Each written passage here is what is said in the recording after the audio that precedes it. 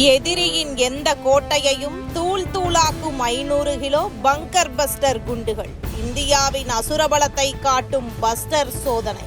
Iran அமெரிக்க போரில் ஈரானின் அணுசக்தி வளாகமான போர்டோ மீது பங்பஸ்டர் வெடிகுண்டுகளை வீசி அமெரிக்கா தாக்குதல் நடத்தியது. இந்த நிலையில் அதைவிட அதிகமான வெடிகுண்டுகளை சுமக்கும் பங்கர் பஸ்டர் ஏவுகணைகளை உள்நாட்டில் தயாரிக்க நம் நாடு முடிவு செய்து களத்தில் இறங்கியது. இதற்கிடையில் இந்தியாவின் பாதுகாப்பு துறையில் தற்போது ஒரு மிகப்பெரிய மற்றும் மிரட்டலான சாதனை அரங்கேறப் போகிறது.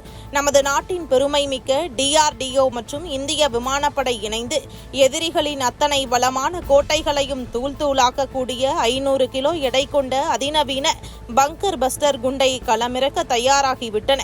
PGP 500 என்று அழைக்கப்படும் இந்த மிரட்டலான குண்டு சாதாரணமானது அல்ல. இது ஒரு பிரசிஷன் கைடட் ஆயுதம். அதாவது எதிரிகள் எவ்வளவு ஆழமான பதுங்கு குழிகளிலும் பலத்த பாதுகாப்புள்ள மறைவிடங்களிலும் அல்லது மலைகளுக்கு அடியில் ரகசிய பதுங்குமிடங்களை அமைத்திருந்தாலும் இந்த குண்டு அவர்களை தேடிச் சென்று துல்லியமாக பதம் பார்க்கும். இந்த சக்தி வாய்ந்த ஆயுதம் வெளிநாட்டிலிருந்து இறக்குமதி செய்யப்பட்டது அல்ல.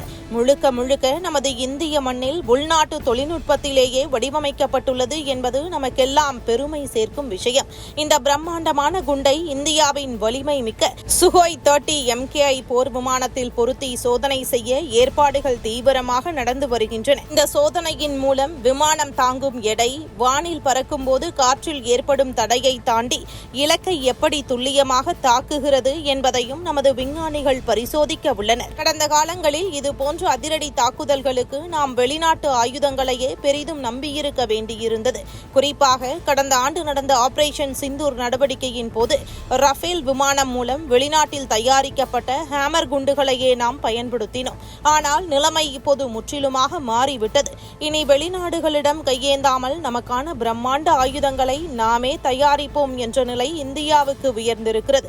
DRDOவின் கீழ் உள்ள ARD ஆய்வகம் இந்த ஹை ஸ்பீட் லோ டிராக் ரக குண்டுகளை வியக்கத்தக்க வகையில் உருவாக்கியுள்ளது.